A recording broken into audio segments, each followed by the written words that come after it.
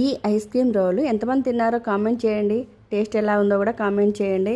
మేమైతే లులు మాల్కి వెళ్ళినప్పుడు ఈ ఐస్ క్రీమ్ రోల్ తీసుకున్నాము.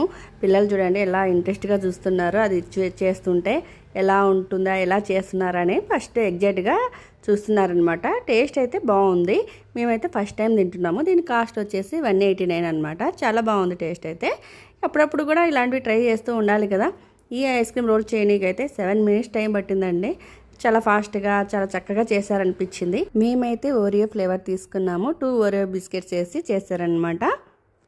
ఐస్ క్రీమ్ రోల్ అనేది ఎలా రోల్ చేశారా అనేది చూడాలనుకుంటే ఫుల్ షార్ట్ వీడియో చూసేయండి.